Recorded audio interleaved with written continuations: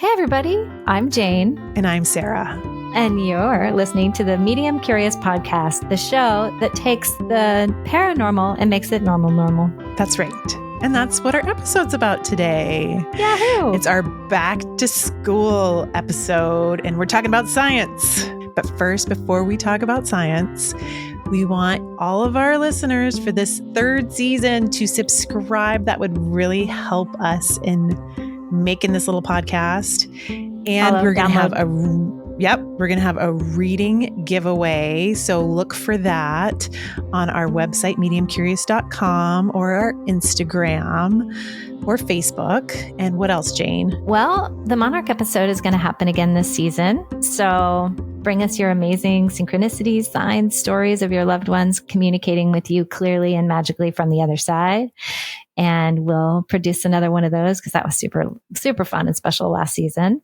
Yeah, you can head to our website. We'll have directions on how to get us your stories of signs and synchronicities. Yeah. Super easy. Record it on your phone, send it over. Fun and easy. So, you ready to talk science, Jane? Let's do it. I love it. Okay. All right. Hi, Sarah. Hi, Jane. Back to school. You ready? Do you have your number 2 pencils all sharpened up? I do. Oh. And that really good eraser that you buy at the art store? Yep. You know it. School's back. School's back in session. Yes. Hence our back to school episode where we're getting into the science. Yeah. Science class with a couple of mediums. Yeah. So this is our favorite science that we've looked at. And there's just so much stuff out there, you guys. There's so many studies. There's so much evidence. What we really want people to do is just to know that it's available. And we're going to link all the stuff that we talk about today in the show notes. We just wanted to spend some time talking about it because it's a little exhausting when the world is like, mediums, that's not a thing because science. It's like, no, actually, there's a lot of science backing us up. So let's get into it. I mean, that's literally how it's used to refute mediums. It's like, no, I can't believe in mediums because science. Yeah. Well, the good news is it's changing. It really is. And part of the reason I think are some of the evidence and some of the stories I want to talk about today is the folks who are scientists who have something extraordinary happen to them. And they sort of go why are we all so biased? And why is this so broken? And why are we so shut down? And then, so I think that maybe that can even tag over to the Bigelow Institute if you want to talk about that, Sarah. First, I would like to talk about science in general. Oh, okay. Wait, back up, Teach. Let's go to the beginning. Ready? Let's go to the beginning. Well, the definition of science. So I looked it up in Wikipedia, and it says science is a strict systemic discipline that builds and organizes knowledge in the form of testable hypothesis and predictions about the world. So that's the very sciencey definition. So I went a step further, yes, and UC Berkeley Science 101, and it says, science as a collective institution aims to produce more and more accurate natural explanations of how the natural world works. And natural is defined as all the components of the physical universe, atoms, plants, ecosystems, people, societies, galaxies, etc., as well as the natural forces at work on those things. And elements of the natural world, as opposed to the supernatural, can be investigated by science. It says as opposed to the supernatural? Yeah. OMG. I know. It's right there in the definition, baked in. As opposed to. We are opposed to the supernatural. Yeah. As scientists. Well, but then it goes on to acknowledge that science is knowledge that is built by questions and revising. And no scientific idea is ever once and for all proven. It is always seeking new evidence which could reveal problems with our current understanding, and ideas that we fully accept today may be rejected or modified in light of new evidence discovered tomorrow. So what I'm hearing you say is here's the definition of science, which in its pure form is a highly movable, highly evolvable, changeable thing, right? Science itself claims that it evolves. Well, science is a tool and it's not the body of knowledge. Right. And I think that's a misunderstanding a lot of people have. They're like, Right. that's not a thing because science. And you're like, no, that's actually like, no. Well, I think what we bump up to as mediums is that people use science as a belief system. They use science as like a religion. Exactly. Yeah. And a weapon sometimes is how it feels to me. Yeah. Well, you know what people do with those belief systems that are very rigid. They do. They can weaponize them. Yeah. Okay. I also think that a lot of people don't believe in mediumship, and I'm using my little air quotes over here because they don't know how it works. Right. But there's a lot that science doesn't know about the way things work. Pharmaceuticals comes to mind. There's a lot of drugs that have been FDA tested that are safe for people to take, but we have no idea how they work. Like, I don't know, maybe they do know now, but when I was looking at all the info online, people don't know how Botox works. Oh my God. Just that it does work. It was originally like, I think, a migraine medicine. Yeah. Yeah, it was. And then people started looking hot and young and they were like, I love my migraines. Hello. But I think even maybe they discovered now how Tylenol works. But I remember talking to someone like, well, they don't know how Tylenol works, just that it does. And so many people use Tylenol. So we're like Tylenol. Yeah. Yeah, exactly. We're going to solve all the headaches being mediums. But there's so many other things that science doesn't know, like why exactly cats purr. Oh my God, that's so cute. Or dark matter. They don't know what dark matter really is. They know that it's not like regular matter, but we don't really understand what dark matter is. Or how humpback whales have gone from being solitary creatures to living in supergroups. A shift marine biologists are still trying to suss out. I love that you've brought us all the mysteries. And I love that a lot of them involve animals. This whole thing is cheering me up. Like these things, we do not know how they work, but it doesn't mean that humpback whales don't exist. Well, humpback whales, in my opinion, are a highly evolved species that are just doing us a favor by hanging around us. I just don't even think we even have the first clue how friggin' genius those creatures are, but yeah. And that brings me to another thing that I feel like is interesting in the argument against mediums. So there's a group of people who don't believe that there's anything beyond our physical. There's no consciousness beyond our physical. And there actually isn't any scientific proof of that. And it's just a theory, and that's called materialism. Right. Yes. So, yeah. I'll leave you with that. Yeah. And that's kind of most of the scientific community, right? Like most scientists, I think, consider themselves materialists. Isn't that true? Well, I don't know. Oh, yeah. That's just kind of...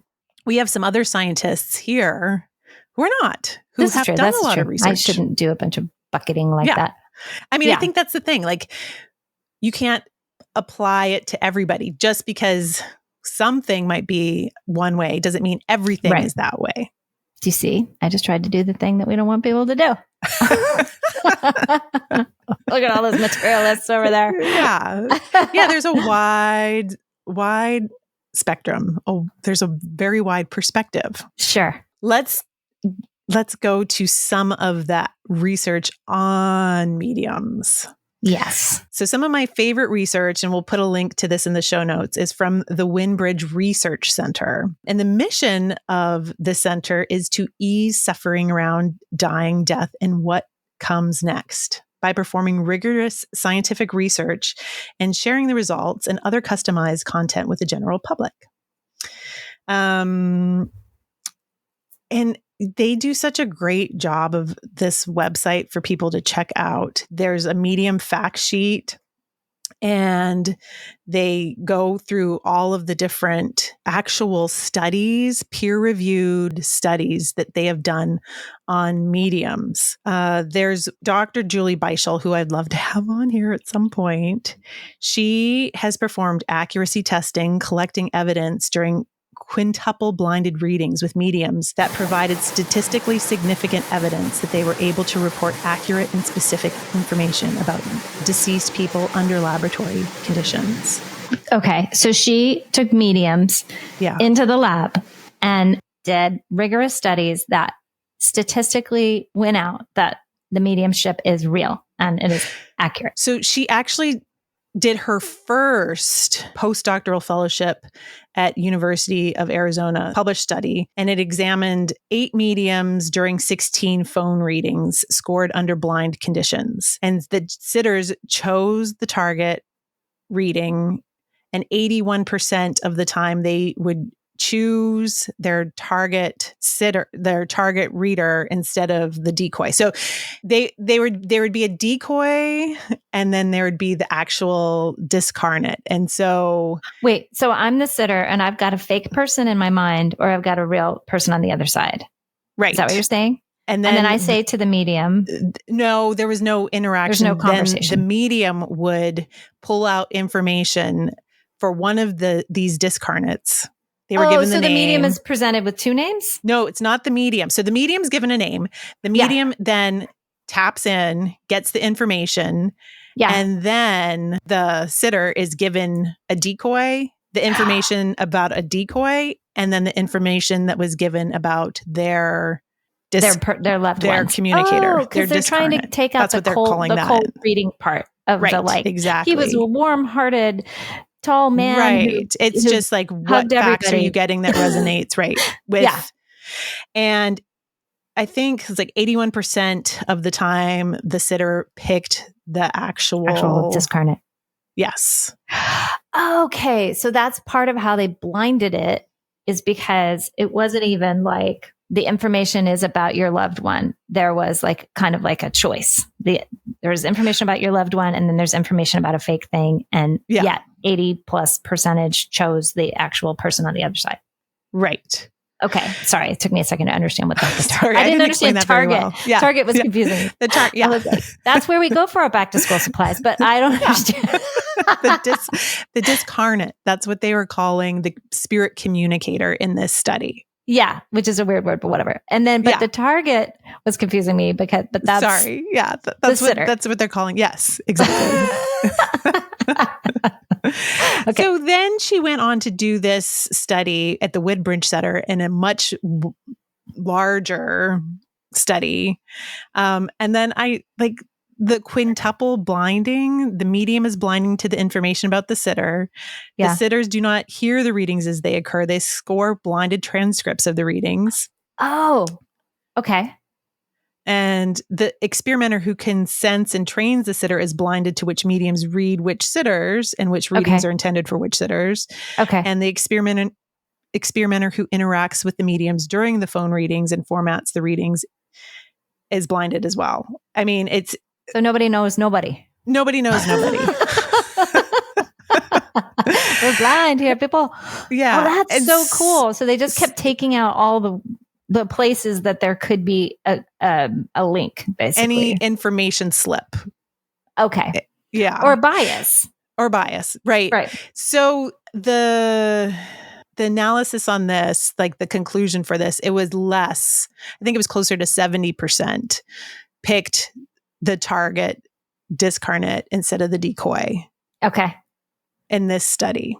Okay. But it's just, it's still pretty freaking high. Statistically, because massive. It would be more closer to 50%, right? Right. If it was just a free for all. I mean, I don't know much about statistics and how they play with an experiment like that, but here's somebody, Julie, Dr. Bigelow, who has studied it, come up with a methodology, right, and tested and quintuple blinded tested it and documented it and peer reviewed it, and it's out there. Yes. Some other cool things that she came up with was the cool things about mediums. Like, did you know that the disease burden in mediums is much higher than the normal population? Yes. You did know that? And because of her, I heard an interview with her and I've read some of her material. And so it's extremely high and it's usually, autoimmune. Yeah. Yeah. And it's interesting because both you and I have autoimmune stuff. Yeah. But then she wanted to go a step further and make sure that it's not coming from actually the act of mediumship. And it doesn't. It's not. Whoa. It's just that autoimmune people are more sensitive or something? That's what I think. Yeah. Oh, fascinating. I just assumed it was from the act, but she actually studied that. And she sorted that it's not.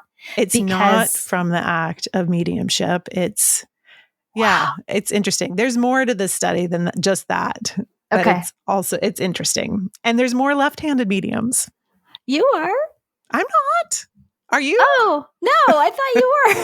I'm not. Eliza is, though. She's a lefty. She's a medium. Wow, that's fascinating. I wonder what that's about. I want to do a study on left-handed mediums. And statistically, fewer mediums come from the Midwest. Fewer? Yeah. That's got to be a belief system thing. You're from the Midwest? Well, I grew up in Texas, but I hail from St. Louis. Okay. I was born there and I lived there till I was 5. So I was born there. Yeah. Okay. Texas. I went back to the Midwest a lot. I'm sure there's like five mediums from Texas too. I don't think that's like a statistically big medium. Oh, that's funny. That's all really cool. I love that she studied all of that. So okay. Okay. But it's also such a great site too, because it has like a fact sheet that you can go to if there is somebody at Thanksgiving dinner who is just trying to make you feel stupid for being a medium. It's really, it's such a great site. I love it. When Uncle Pierre is like, what a ridiculous thing that you do. And you're like, listen, bub. Let me tell you something. Let me tell you what's actually happening. Yeah. And that's rad. Actually is a ton of psychic phenomenon research out there. Yeah. And claims that dismiss it are actually just unsubstantiated assumptions and ignorant of the data and show a lot of personal, simple bias. Yeah, there's so much bias. There's just like a massive amount of bias. And we've talked about that before on this here podcast. A lot of the bias we talked about comes from, religion. Like Jesus says no to mediums, which is absolutely completely not true. Jesus loves us, but whatever. The point being that there's so much. That's a song. I'm going to write a country song called Jesus Loves Mediums. But there's a massive bias, and it's sort of like I guess that bias is pretty much defined by the fact that there's a shutdown that doesn't actually have anything to do with logic or proof or, like this sort of like spirit of science. It's just a shutdown, and it's going to take a whole lot to come around to bias and so we can science it all day. And if someone doesn't want to believe it, that's their choice. But it is fun to play around in the science, because if they try to use science against us, then damn it. It's on our side. It's just out there. Really quick, I want to just mention that I'd heard an interview with Julie Bigelow, and I was really charmed by how she came to it. Do you know her origin story? No. Well, she lost a loved one, somebody really significant to her that she was heartbroken about, and somehow, despite her sciencey science, found herself in a mediumship reading and was blown away by what she heard. Blown away. She went back to the lab where she worked, and she told her colleagues, her fellows, this is incredible. I can't believe this. This was just such an inspiring experience. And they were all like, no, that didn't happen, or no, that can't be valid. And like, they just shut her down, and they were like biased. They had their, and so the way she said it on that interview was that she was like, these people need a scientist on their side. And so it wound up becoming at least a portion of her life's work to sort of step behind mediums and say like, no, this is real. And here's how we're going to find out. And so. Well, thank you, Julie, Dr. Julie Bigelow. We can't wait to meet you. Yeah. Talk to you soon. See you here. Okay, so what other science have you looked at, Jane? There's near-death experience. Yeah. I mean, the near-death experience world is a big one. And I fell down several rabbit holes as we prepared for our back to school episode. And one of the more famous folks who many of us have read the book, or many of y'all have heard of, Dr. Eben Alexander. His book was Proof of Heaven. And the reason he was such a hot commodity is because he's a neuroscientist, a neurosurgeon, actually, is what he was, which is also a neuroscientist. And so he already had like his own, he was a materialist. He was like really clear that this is where consciousness lives. It's in the brain. And so, he had extensive medical knowledge, and then he had meningitis and like went into a coma.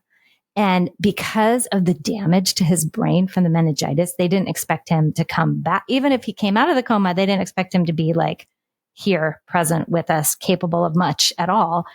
So he goes and has this wild NDE, which what's super interesting about NDEs, Sarah, and I invite you to my rabbit holes, and I'll put links in the chats because there's so much fun stuff to look at. But essentially there's almost like a formula. Like so many NDEs are the same. Like that's so crazy. Right? And proof. And right? proof. Like, yeah. Hello. And so they are being extensively studied. There is a lot of really cool data about NDEs because wildly, when people come back from them, they are very lucid. They retain exactly what happened. They retain the feeling of it. And a lot of the ones I was listening to, even as they're trying to describe it, they're like, there really aren't words, but I'm going to try, damn it. Yeah. And so Dr. Alexander was so cool because most NDEs will go over in their experience, and I'll just give you a super high level. It's like you get there, there's like light. It's kind of like what we almost see in the movies, like you go to the light, and then there's like this guide that meets you, and then you're in this like wild like vortex of like consciousness that extends like centuries, is how one fellow said it. And then you do a life review. And what's fascinating about the life review is like, it's not just like, okay, I'm Jane and I'm watching my life go by. It actually, like, your consciousness pops into the other people. Like if you've injured someone or if you've done someone wrong, you're going to see what you did from their point of view. I know. But one of the things that was super sweet on one of the NDEs, the guys I was listening to, and I'll share that this is a lot of the folks I listened to were on this podcast called WTF Just Happened. But this fellow said that one of the messages that was happening like during the life review is like, you did nothing wrong. You can do no wrong was actually the phrase that was coming through. Yeah. So like you're being held in this massive space of love. But there's also like, how can we learn? How can we grow? Let's, see what we did, and let's kind of, so it's say almost that again. like You can do no wrong. You can do no wrong. You can just sit with that for a sec. Yeah. I mean, I get that from my guides. Like, don't worry. Like, don't worry about the choice you make. You can do no wrong. Pretty much. Wow. You've heard that phrase. In my guides' little speak in their own little talk way. Yeah. They have their like formal I'll have to go way back of and look and find. Yeah. It is. Oh my God. I love your guides. I love their prediction about the presidential race, but we won't say that right now. So anyways, obviously I'm all excited about it, but Proof of Heaven is a really good book because he's a scientist and he thinks like a scientist. And so he like presents the material. But there's also a YouTube that I found that will link with Dr. Michael Beckwith, who I love. I used to go to the church that he's the man of, but he's like a big dude in the consciousness space. And their conversation is so fascinating, y'all. And part of what I loved about it is just, kind of that exploration of consciousness and how NDEs, the science part of it is that while these folks are dead, there's like, there's no brain activity. But meanwhile, they're coming back with these massive memories. Yeah. Right. And so one of the things they said in the talk was like, memory is not stored in the brain. Wild, right? Right. And That's the thing they wild. pointed to, which I wanted to toss back to you, is that University of Virginia past life study, that there were 1,700 cases of past life memories in the kids. And I know we briefly touched on this when you were talking about your son's past life memory, but that is another piece of proof that memory doesn't live in the brain, because these kids are accessing the field of consciousness, their own, like their Akashic field or wherever they're going, to bring back this like profound information that they, and those cases that actually verified these facts, that these lives did exist. So these little tiny kids are talking about these lives.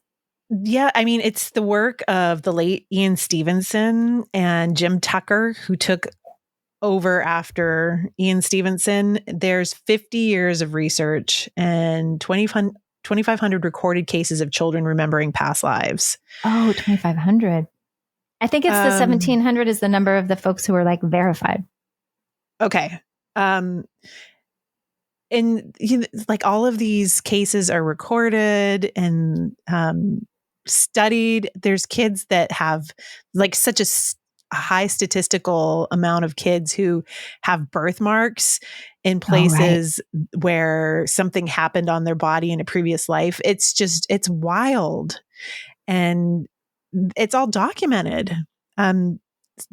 There's a book called Before, which is a 2-in-1 edition that combines Jim Tucker's 2 best-selling books, called Return to Life and Life Before Life. And I've read it, and it's fascinating. It's super I read that because it was given to me from my babysitter, who heard my kid talking about his past lives. That's right. Yeah. She's like, you need to read this. I think it was like episode 2 or something. We talked about this. Yeah. She's like, you need to read this book. This is what's going on with your kiddo. Oh my God. It's like, wow. Yeah. Yeah. Yeah. And so that one all of the coincided with everything else for me, like coming online, like realizing, oh, there's more to this than just what we see. So one of the things that I found in my like journeys around scientific fun is this place called the Bigelow Institute. And this fellow, I believe his name is Robert Bigelow, he essentially put a call out to the scientific community. And he's like, hey, I've got a chunk of cash here, and I want the very best vetted, at least 5 years worth of research proof that consciousness exists beyond life, like that there is an afterlife. And so there were these profound, like hundreds of people entered into this, essentially like a contest, right? And essentially they're like scientific papers, with all the footnotes and all the sciencey things, scientific papers about like prove beyond a shadow of a doubt. And they some of these folks won like a couple $100,000, $250,000. I mean, I don't know. The money's interesting to me for whatever reason, but that dude, Pim von Lommel, he was like the second place winner, and he's another NDE dude. He was a cardiologist. Oh. And he had an NDE, and then he wound up kind of coming like Dr. Alexander, where he was like, hold on, kids, this is important. Right. We don't actually know what the hell is happening, and we need to stop thinking that we know so much. So he wrote a paper that was the second winner, but Julie Beischel was one of the runner-ups in this contest. I love that. And what's cool about the site is it has all the essays linked, so you can just download and like soak up all the science, essays from all of these. Yeah, from these brilliant minds. Yeah, and they're all scientists and brilliant minds who've spent research and money and time to figure out how to present this material back in a powerful scientific way, friends. So you can science it up. It's out there. It's out here, and it's right here. There's a Yale study that I was made aware of because it went out to the medium community on Facebook looking for mediums to participate in it. And it's funded by the National Institute of Mental Health on voice hearers. Ooh. So they are studying people who hear voices, all the way from people who suffer from schizophrenia to mediums. And which is me to my brother, or my brother to me. Oh, you guys need to be on this. They need to be studying Is you. it too late? I don't know. I think it might still be going on. Yeah. And that it's a study to investigate mechanisms involved in controlling extraordinary voice hearing experiences. So I guess in the case of your brother, he doesn't necessarily control the voices that he hears, or he lets them. He can discern. He probably has more control than other schizophrenics because he speaks about them in a way that, like, he has enough capacity because he has medicine in his body. So, like, he 100% believes what he hears, but he's also aware of that. And he thinks he's talking to, Bill Gates and Donald Trump. And he actually gambles with them in his mind. Yeah. And wins. Whoa. And, he's owed a lot of money, guys. So when he gets paid. Wow, it's so interesting. And you hear voices too, but it's different. It is, and it's or is not. it the same? I was with him at Christmas last year, maybe. I was driving home with him. I drive him back and forth. He doesn't drive, and I was taking him to his little home. And I was asking him about the voices, and he was talking about how he talks to my dad, who was on the other side. And the way he described it was exactly how I experienced it. And I was like, wow, okay. Yeah. Yep. I was like, how do you hear it? How do you feel it? How does it come through? And he described it as like, well, it's just like, it's sort of his voice, but it's not his voice. It's my voice, but I know it's him. And he says things that he would say. So I know it's him. And I'm like, yep. Yeah. Exactly. Yeah. And then there was something, I have it in one of my essays. I'll have to dig it up, where there was something really beautiful about the way he said it. It was quite poetic. And I was like, we are the same. Yeah. We're the same. And, and that was a big part of my fight on why I didn't want to come online, was because I did not want to be crazy. When I say come online, I mean come online as a medium. I didn't want to be considered I can crazy. totally understand that. Absolutely. Yeah. I think it's just so interesting. And I'm really grateful that there's a study out there that is looking into this, because it just seems like such a mystery to me. Yeah. And so much of this seems like such a mystery to me. Yet I am experiencing it. I mean, I think that's the thing too, is that I'm an experiencer of all of these paranormal experiences, events, activities. Yeah. So for me, it feels real, but the cool part of experiencing it is that I also have a sitter who is giving me evidence that what I'm getting isn't just me being crazy, or isn't just my imagination. It's actually factual. Yeah. They're validating. You're bringing through evidence, and they're validating that evidence is accurate, and it's information that you have no access to. It's not on a Facebook page. It's not on a Google result. No. And also, incidentally, anytime someone reaches out to me for a reading, I don't even ever look them up ever. Like, I'm neurotic about it. To you want to know as little as possible. I want nothing. I want to be as blind as possible. And I think sometimes people assume that I have looked them up, because they'll say something like, well, da da da. And I'll be like, I know nothing. Yeah. But it is part of why you and I are both in the same camp of mediumship, which is evidential mediumship. There has to be evidence. There has to be evidence. We want our sitters to have, multiple pieces of information that are irrefutable. And then we'll go, and here's what your dad said, or here's what your bestie from college said. We're not going to get into anything much until we're really clear that we know, they know, that we know, that we know, that they know who we're talking to, Well, then that brings me to the Institute of Noetic Sciences. They've been around since 1973, and they investigate consciousness and its role in our lives in the physical world. And some of the studies that they're going through right now is one is a mediumship certification program review, which I think is really cool. Oh, yeah. The objective of the study is to collate and conduct a systematic review of medium certification programs, which, cool. We could use that. We could use that. The aims of the research study are to identify certification programs available to mediums, identify certification program criteria, and establish a rating system to evaluate their certification program criteria and goals.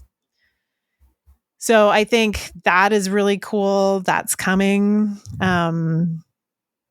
But I think it's also hard to test mediums because it's not just the medium and the sitter. It's also the spirit, which they're not containable. They don't follow directions. Right. They don't. Yeah, it's that. So what Sally Hawk is doing at Very Soul, and we have her as a guest later on in the season, is it's not research, but it's collecting data and it's all review based. So there are all of these mediums, and each mediumship reading that happens, she's collecting the reviews, the results of the readings from the person who is the sitter. And they talk about accuracy. They talk, right. I mean, they're rating the mediums based on these kind of more factual things, right? Yeah. Yes. Or not all a things, clinical, right? but right. Yeah. Is this a meaningful reading to you? Mm-hmm. Did you recognize the spirit communicators that came through? Mm-hmm. That's how they're being reviewed. Yes.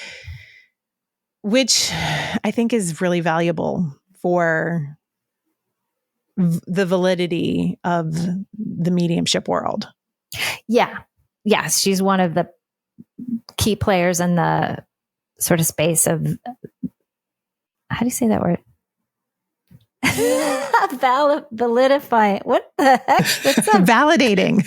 Thank you. I gotta go back to English. I gotta go back to English class. Validating. Thank you. There's a lot of that going on too. I think part of the reason I love Sally Hawk, who I can't wait for our listeners to get to hear that episode coming up later this season, is because she's spirit directed. Like spirit was like, P.S. you have to do this. And she's like the perfect person to do it. And you can hear that on the episode, but she doesn't, a lot of it's free. Like she doesn't charge for them. So the people whose argument might be, oh, you're preying on the grieving or whatever sort of noise some folks have about mediums. Like, well, nope, that's not what we're doing. That's not what she's doing there at all. Yeah. And the reason mediums charge for their time is because they need to get groceries. Yeah. But the fact that Sally has this whole space that's filled with reviews and clarity and sort of informal research is really cool. Right. Yeah. The more the research, the better. So I will put a link to that Institute of Noetic Sciences and to Very Soul, of course. A lot of food for thought here, Jane. For sure. School's in session, y'all. Yeah. Get out there, get reading if you're interested. Get clicking. Get clicking. And I think too, what we want to foster on this podcast is curiosity and just finding what feels right to you, what resonates with you, what feels like truth to you. I know that I do that and Jane does that as well. And we want that for everybody. We don't want people being told what they have to believe. We want people to experience it and find what feels like truth to them. Right. Yeah, that's perfectly said, Sarah. Thank you for that. And we'll keep these conversations going. And if there's anyone that you'd like us to try to interview or scientists that doing research or just anything like that, please bring it to us because you can find us on mediumcurious.com and Patreon. New this season, we're going to be over on Patreon. So if you want to support what we do, meet us over there too. But all the conversations are happening in all the places and we want to hear from y'all. Okay, on that note, we love you. We love you. We love all of you. We love all the scientists. Good luck, moms. Going back to school. Yes. Bye. Bye. Medium Curious is made possible By Jane Morgan Editing. Sarah Rathke made the amazing music. And Gigi Hawkins, Podcast Consulting. Our logo was created by Eric Allen. Kyle Hansen McKee, Photography. And the dogs under the desk in Hawaii are Kalea and Domino. And Trixie in California.